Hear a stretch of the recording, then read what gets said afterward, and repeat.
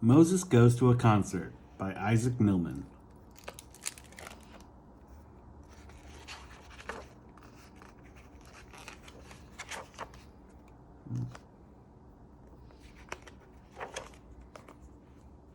Moses plays on his new drum. He can't hear the sounds he's making because he is deaf, but he feels the vibration of the drum through his hands. He has taken off his shoes so he can feel it through his feet, too. Today, Moses is going on a field trip. His teacher, Mr. Samuels, is taking him and his classmates, who are all deaf, to a young people's concert. All the children climb onto the bus. They wonder what is inside Mr. Samuel's black bag. A big surprise, signs Mr. Samuels. On the bus, Moses signs to his friend, "John, my parents gave me a new drum." John signs back, "I got one too." Children from all over the city are coming to the concert. Moses and his friend John wait for their class to get off the bus so they can go inside together. Mr. Samuels leads them to their seats in the first row. Across the stage in front of the orchestra are all the percussion instruments. "Children, the percussionist is a friend of mine," signs Mr. Samuels. "What's a percussionist?" Anna signs back. "A musician who plays an instrument such as a drum, cymbals, even a piano," replies Mr. Samuels. A young woman walks onto the stage. Everyone stands up to applaud. Some of Moses' classmates wave instead of clapping. The percussionist smiles and bows to the audience. "She has no shoes," Moses signs in surprise. The teacher smiles and signs.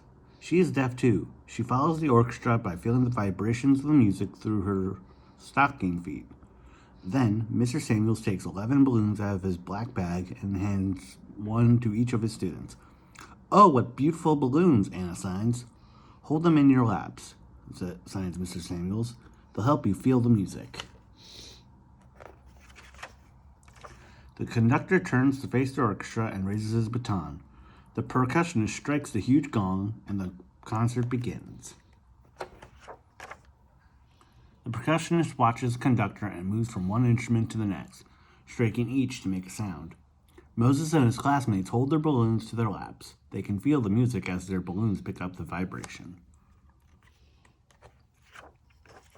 When the concert is over, Mr. Samuels has another surprise. He takes the children on stage to meet his friend, Miss Marjorie Elwin. "She will tell you how she became a percussionist," signs Mr. Samuels. "I became seriously ill at the age of 7, signs Miss Elwin. "And when I recovered, I found out that I lost my hearing. I was deaf." "What did you do then?" signs Moses.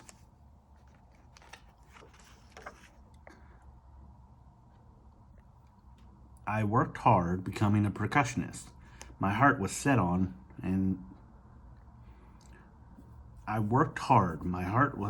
becoming a percussionist, and I did.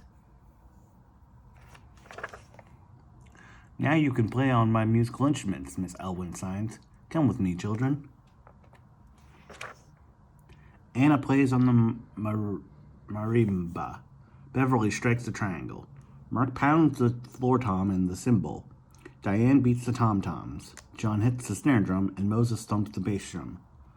David strikes the gong. Tommy and Susie play on the tubular bells, while Steve bangs the kettle drum and Maria plays the congas. "Children, we have to go," Mr. Samuels announces after a while. Miss Elwin has to get ready for another concert. Moses and his classmates sign thank you, and they wave goodbye to Miss Elwin. On the way home, Moses signs, "It was so much fun." That night, Moses tells his parents about the concert. Here's what he says. "When you set your mind to it, you can become anything you want when you grow up. A doctor, artist, teacher, lawyer, farmer, electrician, or actor. I want to become a percussionist."